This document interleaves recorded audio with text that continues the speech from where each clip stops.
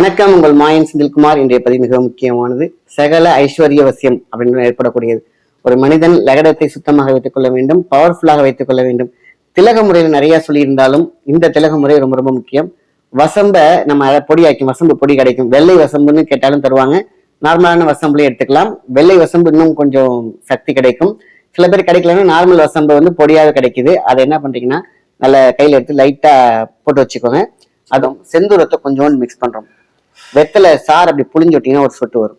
அதை அப்படியே மிக்ஸ் பண்ணிக்கோங்க. அழகா எடுத்து நெத்தியில வச்சாலே போதுமான விஷயம். இப்படி இந்த மூன்று பொருளையுமே நம்ம ரொம்ப ரொம்ப முக்கியமானது. வசம்பு, செந்தூரம் கொஞ்சமா எடுத்துக்கிறோம். அதில் வெத்தலையோட சாரை மிக்ஸ் பண்றோம். அதை அப்படியே குழைச்சி நெத்தியில போனோம்னா சகல ஐஸ்வர்ய காரிய சக்தி.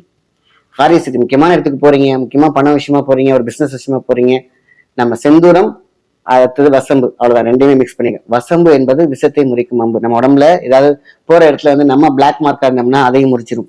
ஆப்போசிட்ல இருக்கிறவன் நமக்கு எதிரியா இருக்கானா அதையும் முறிச்சிடும். ஏனே தெரியாது. நம்மளோட அவன் நம்ம எதிரி தான், ஏன் நம்ம நல்ல விஷயமா பேசிட்டு இருக்கோம்னு அவனுக்கே தெரியாது. ஆக விஷத்தை முறிக்கும் அம்பு வசம்பு. திலத்தத்துல ரொம்ப தெய்வீகம் புனிதம்னு கேட்டீங்கன்னாக்கா அவங்களுக்கு செந்தூரம். ரெண்டையுமே மிக்ஸ் பண்றோம். வெத்தலை சாதாரண விஷயமே கிடையாது. அது எந்த இடத்துல வேணா இருக்கு. வெத்தலை சாறை புளிஞ்சு லைட்டா மிக்ஸ் பண்ணிட்டு நம்ம அழகா வச்சுட்டு அதுக்கு மேல குங்குமம் வச்சுட்டு போய் பாருங்க. வேற லெவல். நீங்க போய் பார்த்தீங்கன்னா தான் தெரியும் அதோடைய ரிசல்ட். ஸோ ஐஸ்வர்யம் அப்படிங்கிறது பாத்தீங்கன்னா நம்மளுடைய பிசினஸ் ஆக இருக்கட்டும், பண வரவாக இருக்கட்டும், எல்லாத்துக்குமே.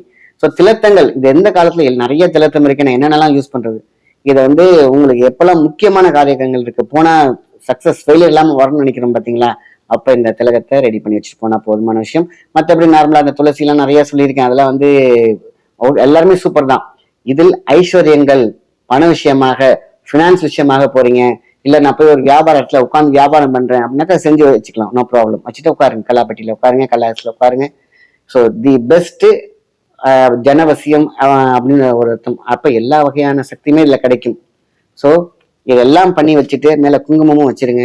சில பேர் பார்த்தீங்கன்னாக்கா அந்த செந்தூரம் கலருக்கு ஐயோ நல்லதா இருக்கும், பட் அந்த கலர் நான் யூஸ் பண்ண மாட்டேனே அப்படின்னு வச்சுக்கினாக்கா நீங்க எல்லாத்தையும் சேர்த்து குங்குமம் வச்சு விட்டுருங்க, நல்லா இருக்கும். இது மனசாந்தி கிடைக்கும், மன அமைதியை கிடைக்கும். பரிபலம் அப்படிங்கிறதுனா இதுதான். ஃபேஸ்ல ஒரு அட்ராக்ஷன், ஒரு புதுமை, ஒரு பொலிவு எல்லாமே இதுல கிடைக்கும். ஸோ தி பெஸ்ட் ஒரு திலர்த்தம் அப்படி கேட்டீங்கன்னா இந்த திலர்த்தம். வெற்றி வெற்றி வெற்றி வெற்றி நடை போட வேண்டும் என்றால் இந்த மாதிரி திலர்த்தம். அந்த காலத்துல எல்லாரும் வெற்றி எப்படி வரைஞ்சாங்க? உழைப்பு அவசியம். உழைப்புக்கு பின்னாடி ஒரு மிகப்பெரிய பேக்ரவுண்ட் வேணும். அழகான பாட்டு கேட்கிறோம், மியூசிக்ல நிறைய மியூசிக் வருது இல்ல, அந்த மாதிரி நம்மளுடைய மிகப்பெரிய ஒரு நல்ல ஒரு பாடலுக்கு நல்ல ஒரு ரிதம், நல்ல ஒரு பீட், இந்த மாதிரி தான் சில பரிகாரங்கள் எல்லாமே நல்ல விஷயம், அற்புதமான விஷயம். நல்ல விஷயம் மற்றவங்க ஷேர் பண்ணுங்க. நன்றி, வணக்கம்.